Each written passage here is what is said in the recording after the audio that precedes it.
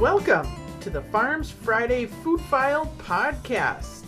It's your contrarian agrarian, Sue Belcom, And Annie Carlson. to tell you yet about another of our favorite recipes. This week, we're talking about a simple tomato salad.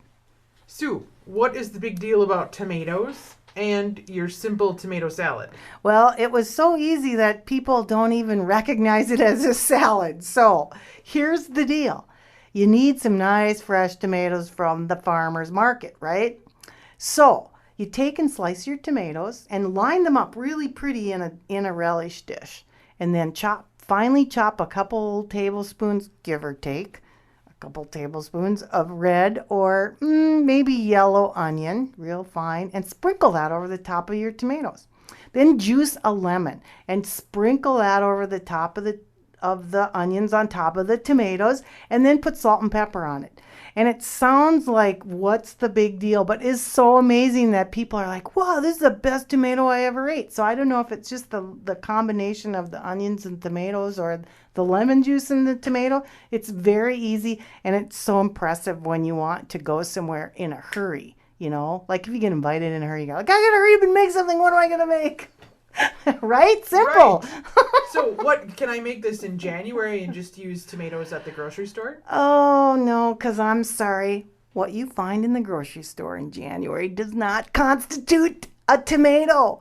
I would recommend using an heirloom tomato because the flavor of an heirloom is absolutely divine. And maybe that's what it is. An heirloom tomato with lemon and onion on it is just a meal in itself. And what constitutes an heirloom tomato, Sue?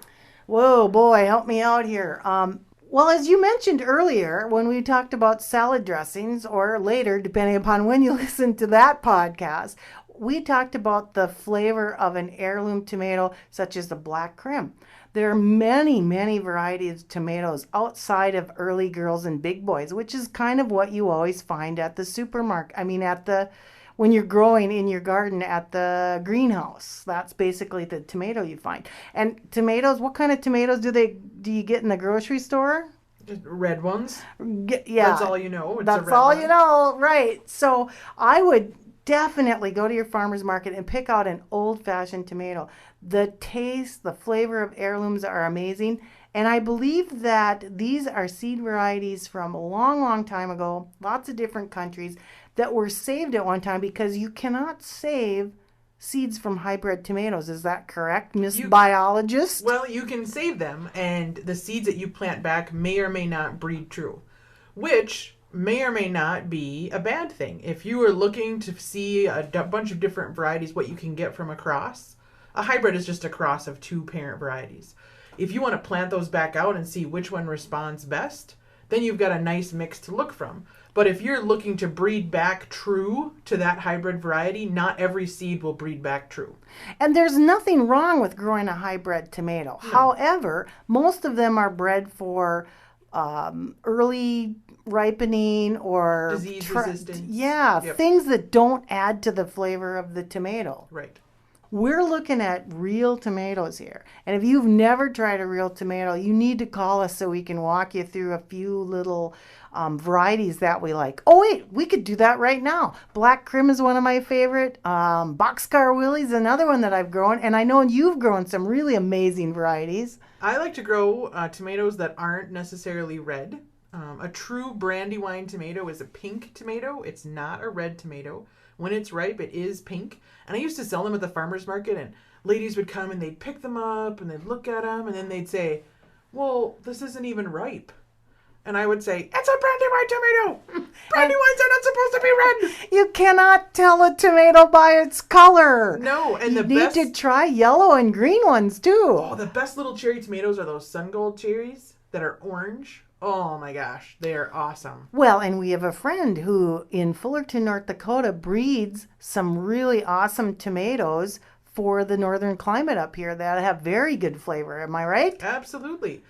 They have small yellow ones called a Fargo yellow pear. And NDSU used to have a vegetable breeding program.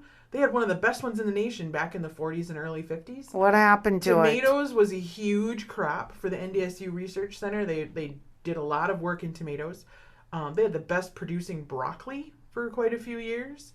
So vegetable breeding and producing is not a stranger to the North Dakota plains. Well, and anybody who says that we can't grow vegetables up here to feed our families is not ever been to Canada. They have a huge vegetable production going on in Canada. They have packing houses for vegetables. And if we want to all eat local, we need to get that through our heads that this is the perfect climate to be growing tomatoes and other such good things in.